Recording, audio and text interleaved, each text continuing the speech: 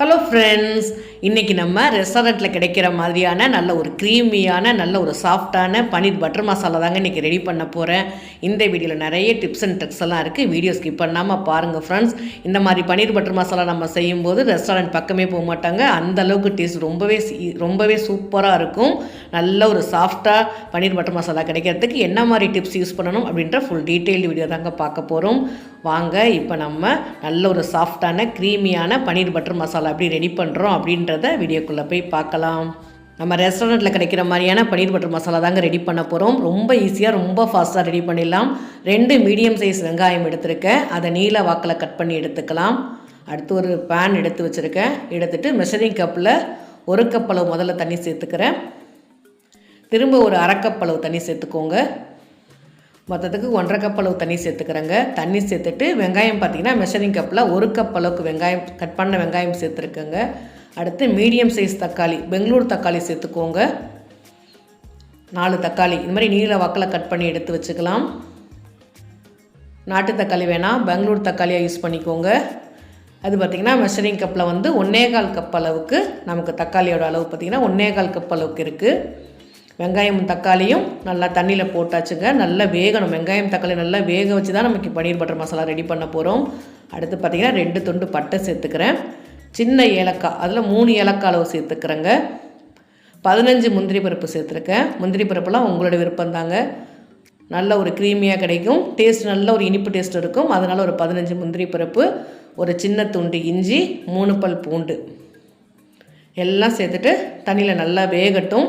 அதுக்குள்ளே பார்த்திங்கன்னா நம்ம பன்னீரை வந்து கட் பண்ணிவிட்டு நம்ம நார்மல் வாட்டர் வச்சுருக்கோம் பார்த்திங்களா, அதில் போட்டு வச்சுக்கலாம். இந்த மாதிரி நம்ம செய்யும்போது பன்னீர் நல்லா சாஃப்டாக இருக்கும். நான் பார்த்திங்கன்னா 2 பாக்கெட் பன்னீர் எடுத்திருக்கேன். மொத்தத்துக்கு ஒரு பாக்கெட் 200 கிராம், 2 பாக்கெட் பார்த்திங்கன்னா 400 கிராம் அளவுக்கு பன்னீர் எடுத்திருக்கேன். இந்த மாதிரி பெரிய பெரிய க்யூபாக கட் பண்ணிவிட்டு பன்னீர் ஒரு தடவை லைட்டாக அலம்பிட்டு இந்த மாதிரி கட் பண்ணி தண்ணியில் சேர்த்து வச்சுக்கோங்க. நல்லா பெரிய க்யூபாக தாங்க போட்டுக்கிறேன். உங்களுக்கு எந்த அளவுக்கு வேணுமோ நீங்கள் அந்த அளவுக்கு கட் பண்ணி சேர்த்துக்கோங்க. நம்ம தண்ணியில் போட்டுட்டு நம்ம பட்டர் மசாலா போடும்போது பன்னீர் பார்த்திங்கன்னா நல்லா ஒரு சாஃப்டாக மெத்துன்னு இருக்கும். தக்காளி பாருங்கள், தோல்லாம் நல்லா வதங்கி வந்துருச்சு. இந்த ஸ்டேஜில் நம்ம அடுப்பு ஆஃப் பண்ணிடலாம். நல்லா வெந்துருச்சு. வெங்காயம் தக்காளி நல்லா வெந்துருச்சு. தண்ணியை மட்டும் நான் வடிகட்டிட்டு வெங்காயம் தக்காளி சேர்த்துருக்கேன். நல்லா ஆற வச்சுட்டு அரைச்சிக்கோங்க. நல்லா ஃபைன் பேஸ்ட்டாக நம்ம அரைச்சி எடுத்துக்கலாம். நமக்கு நல்ல கடையில் கிடைக்கிற மாதிரி நல்லா நமக்கு க்ரீமியாக கிடைக்கணும்னா இந்த மாதிரி நல்லா வடிகட்டி எடுத்துக்கணுங்க. வடிகட்டி எடுத்திங்கன்னா பன்னீர் பட்டர் மசாலா நல்லா சாஃப்டாக இருக்கும். நல்லா ஃபைனாக அரைச்சாலுமே நம்ம லைட்டாக வடிகட்டிட்டு நம்ம பட்டர் மசாலா செஞ்சு பாருங்கள் ஃப்ரெண்ட்ஸ். நல்லாயிருக்கும். டெக்ஸ்சர் அழகாக இருக்கும். சாப்பிட்றதுக்கும் டேஸ்ட் ரொம்ப நல்லாயிருக்கும். இந்த மாதிரி நான் வடிகட்டி எடுத்து வச்சுட்டேன். இப்போ பாருங்கள் எந்த அளவுக்கு நல்லா க்ரீமியாக இருக்குது பாருங்கள். வெங்காயம் தக்காளி முந்திரி பருப்பு எல்லாமே சேர்த்து அரைச்சிருக்கோம். எந்த அளவுக்கு நல்லா க்ரீமியாக இருக்குது பாருங்கள். இப்போ நம்ம பன்னீர் பட்டர் மசாலா ரெடி பண்ணிக்கலாம். ஒரு அடுப்பில் பேன் வச்சுட்டாங்க. ஒரு 5 கியூப் அளவுக்கு நான் பட்டர் சேர்த்துக்கிறேன். மொத்தத்துக்கு 75 கிராம் அளவுக்கு பட்டர் சேர்த்துக்கிறேன். முதல்ல வந்து 5 கியூப் மட்டும் சேர்த்துக்கிறேன்.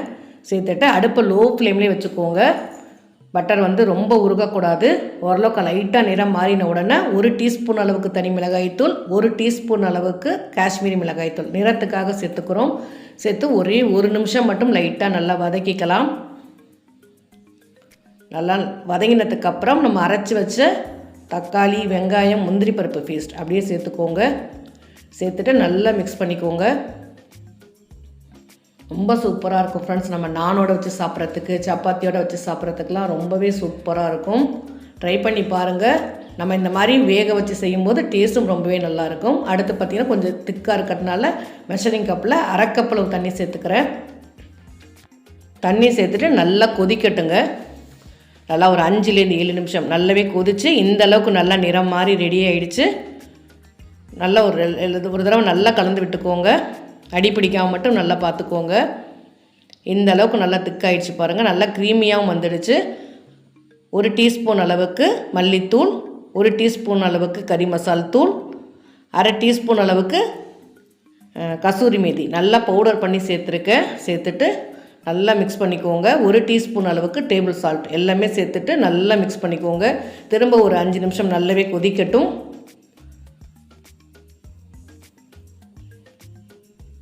கசூரி மெத்திலாம் போடும்போது நம்ம ரெஸ்டாரண்ட்டில் கிடைக்கிற அதே டேஸ்ட்டு கிடைக்குங்க. அடுத்து கொஞ்சம் திக்காக இருக்குது, அதனால் திரும்ப ஒரு அரைக்கப் அளவுக்கு மெஷரிங் கப்பில் அரைக்கப் அளவு தண்ணி சேர்த்துக்கிறேன். லைட்டாக சின்ன ஒரு மைல்டான காரம். ரொம்ப சூப்பராக இருக்குது ஃப்ரெண்ட்ஸ். நல்லா க்ரீமியாக நல்லா கொதித்து ரெடி ஆகிடுச்சு. இந்த ஸ்டேஜில் நம்ம பன்னீர் சேர்த்துக்கலாம். எல்லா பன்னீரும் சேர்த்துக்கலாங்க. பன்னீரை சேர்த்துட்டு அடுப்பை நல்லா லோ ஃப்ளேம்லேயே வச்சுக்கோங்க. வச்சுட்டு திரும்ப ஒரு 5லேருந்து 7 நிமிஷம் நல்லா கொதிக்கட்டும். பன்னீரில் பார்த்தீங்கன்னா லைட்டாக காரம் உப்பு எல்லாமே சேரட்டும். திரும்ப ஒரு 2 கியூப் அளவுக்கு பட்டர் சேர்த்துக்கிறேன். எந்த அளவுக்கு பட்டர் சேர்க்குறோமோ அந்தளவுக்கு டேஸ்ட் ரொம்பவே சூப்பராக இருக்கும். எனக்கு இந்த பன்னீர் பட்டர் மசாலா செய்கிறதுக்கு மொத்தம் 75 கிராம் அளவுக்கு நான் பட்டர் சேர்த்துருக்கிறேன். நல்லா மிக்ஸ் பண்ணிக்கலாங்க. அடுப்பு லோ ஃப்ளேம்லேயே இருக்கட்டும். அடுத்து லைட்டாக ஒரு சின்ன இனிப்பு டேஸ்ட்டு கிடைக்கிறதுக்காக 1/2 டேபிள் ஸ்பூன் அளவுக்கு நான் ஜீனி சேர்த்துக்கிறேங்க. சின்னதாக லைட்டாக மைல்டான ஒரு இனிப்பு டேஸ்ட்டு கிடைக்கும். இந்த பன்னீர் பட்டர் மசாலா பார்த்திங்கன்னா சின்ன மைல்டான காரம், லைட்டான ஒரு இனிப்பு டேஸ்ட்டு. பன்னீர் நல்ல ஒரு சாஃப்டான பன்னீர், நல்ல ஒரு க்ரீமி டெக்ஸ்சர் அந்த மாதிரி இருக்குங்க. ட்ரை பண்ணி பாருங்கள் ஃப்ரெண்ட்ஸ். ரொம்பவே ஈஸியாக இருக்குது, டேஸ்ட்டு ரொம்ப ரொம்ப சூப்பராக இருக்குது. என்னோடய ரெசிபி பிடிச்சிருந்ததுன்னா மறக்காமல் ஒரு லைக் மட்டும் கொடுங்க. உங்களுடைய கமெண்ட்டையும் பதிவு பண்ணுங்கள். அடுத்து பார்த்திங்கன்னா லாஸ்ட்டாக ஒரு 2 ஸ்பூன் அளவுக்கு ஃப்ரெஷ் க்ரீம் சேர்த்துக்கிறேன். ஃப்ரெஷ் க்ரீம் இல்லைன்னா நம்ம பால் திக்கான ஆடை இருக்குது பார்த்திங்களா, அதை நல்லா மிக்ஸி ஜாரில் அரைச்சிட்டு பால் ஆடை கூட நம்ம சேர்த்துக்கலாம். சேர்த்தாலும் ஒரு க்ரீமி டெக்ஸ்சர், நல்ல ஒரு இனிப்பு டேஸ்ட்டு கிடைக்கும். நான் ஒரு 2 ஸ்பூன் அளவுக்கு ஃப்ரெஷ் க்ரீம் சேர்த்துருக்கேன்.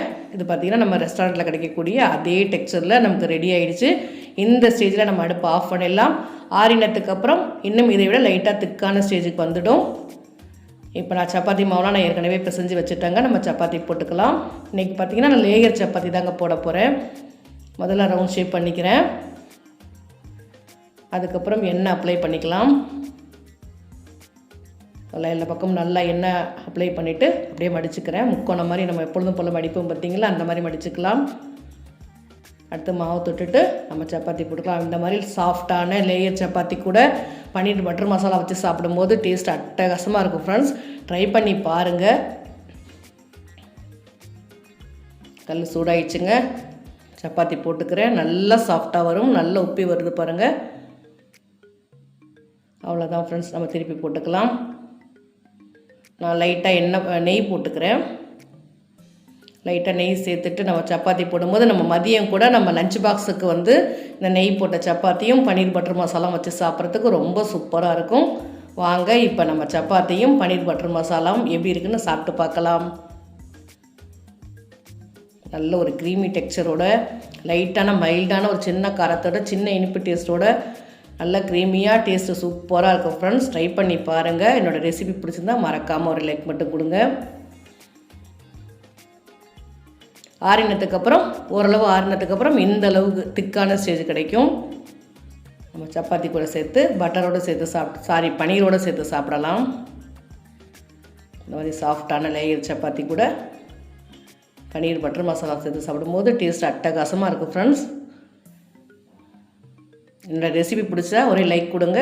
உங்களோட கமெண்ட்டையும் பதிவு பண்ணுங்கள். மறக்காமல் என்னோடய விகாஸ் சமையலை சப்ஸ்கிரைப் பண்ணிட்டு பக்கத்தில் இருக்கக்கூடிய பெல் ஐக்கானை கிளிக் பண்ணிக்கோங்க. அப்போ தான் நம்ம போடக்கூடிய வீடியோட நோட்டிஃபிகேஷன் உங்களுக்கு உடனடியாக வந்து சேரும். தேங்க்யூ.